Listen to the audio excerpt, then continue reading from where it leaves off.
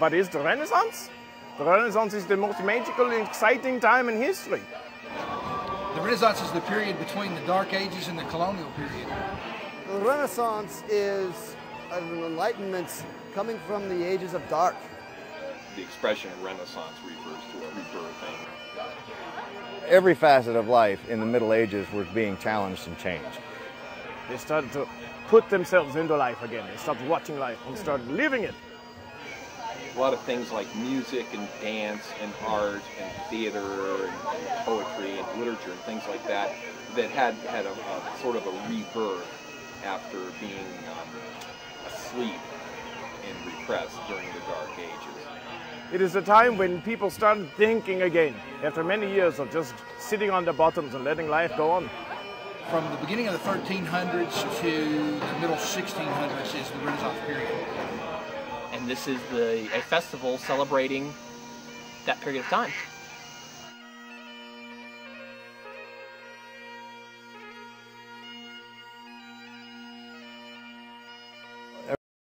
Started quite a few years ago. I'm thinking like, I don't know, like 35 or 40 years ago or something like that, in California. And it was essentially, it was like a hippie activity. There was one festival in California that tried hard to make it more about the Renaissance, but it was also a lot of hippies doing it. Then there was another festival that got interested in a festival named the Sterling Renaissance Festival in upstate New York, and that festival that moved, you know, that started their own in New York, tried very hard to be period and that sort of thing. You can still see the hippie roots in Renaissance festivals. There's also a lot of Renaissance history at them. One of the things that happened that started this whole thing in the 1300s is the formation of a middle class. Like, for instance, there was millers. Millers had a job that both the nobles and the peasants depended on, and they made a lot of money. Well, that meant that they had disposable income, and they had leisure time to some extent. They were able to, you know, they worked a certain amount of time, but they did things like they bought books. You know, it was horrifying, but they bought books and they read them. And it began to change how people viewed things. Every festival has a different personality. I've worked festivals all over the country for 20 years. Some festivals are very big and not so personable. Some festivals are very much about the art. Some festivals are very much about the community. This festival is lovely because it's a beautiful setting. They left a lot of the trees, which is very nice.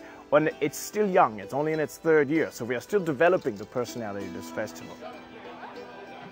Most of the big festivals in other states have been, you know, 20, 25 years. People know what to expect when they get there.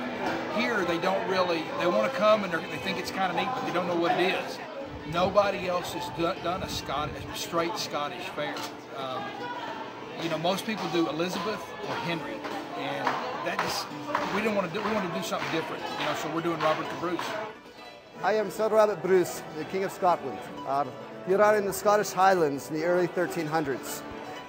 We have 70 artisans, and about 60 of them make everything they sell. Many artisans, glass blowers, the armorers, all kinds of pottery, handmade items on demonstrations. Also you have shows, you have the entertainment. Full armor jousting, you have juggling, the fire eating, the sword fighting, sword swallowing. On my show, of course, the science comedy. Yeah, science for the kid and all of us, comedy for the adults, when the kids would watch cable. I've gotten really attached to Dr. Kaboom. It's a great show, great show. I am Dr. Kaboom. Heinrich mein Vater, but my friends call me Kaboom. It's a nickname from experiment with a cannon and a llama. Genie bottle. Into the genie bottle, we pour the liquid ingredient. I will not tell you what is the secret liquid ingredient because I do not wish to have the children trying this at home.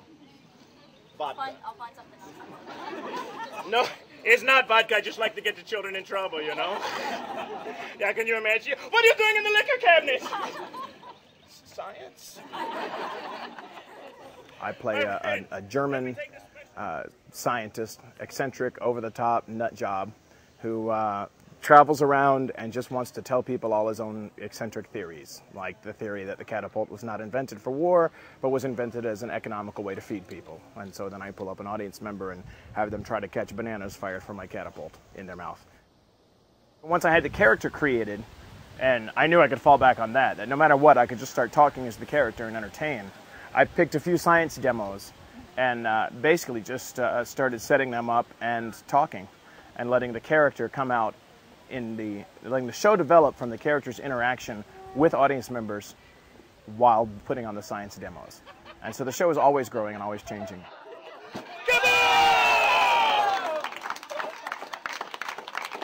About a month and a half ago at a festival in Texas, I was about to do my show. I had a nice big crowd, and there was a stage nearby that had a big crowd, and it was running late, and my show was after them.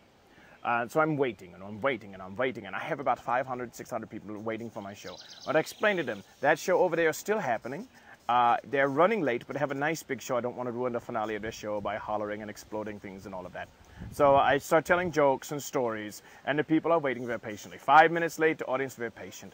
10 minutes late, audience very patient. 11 minutes late, audience not so patient. 2 little boys in the front row could not take it anymore, and they yelled, "Well, blow something up then!" So I look around and I had a hard-boiled egg. So using I won't tell you how, but I blew up a hard-boiled egg for them. And it was so much fun, now I do it every show.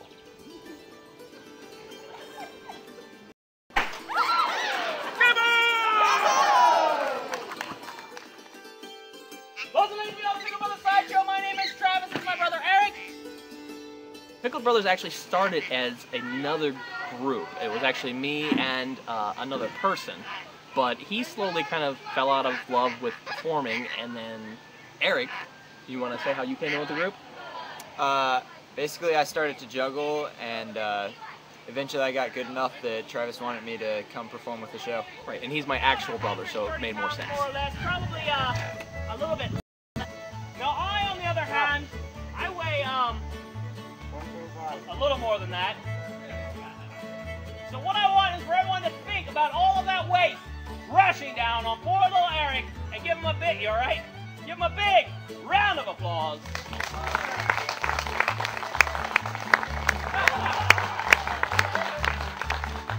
I can do something too, watch. Hey, Travis! What? What are you doing? Sit down.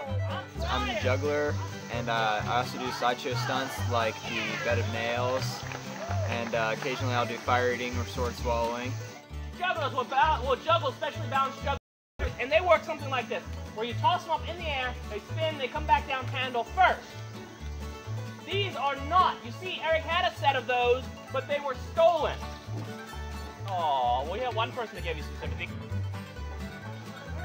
So, what we did was what anyone with our budget would do. We went out and bought these cheap replacements at ye old Walmart. So not only is this dangerous because they're sharp, not only is it dangerous because they're not balanced for juggling, but since they're from Walmart, they could fall apart at any time. What I do with the show is do not juggle, because that would turn out very badly. I do swallow swords, eat fire, lay on the bed of nails, crack a bullwhip from time to time, and, you know, just kind of throw in various different sideshow stunts.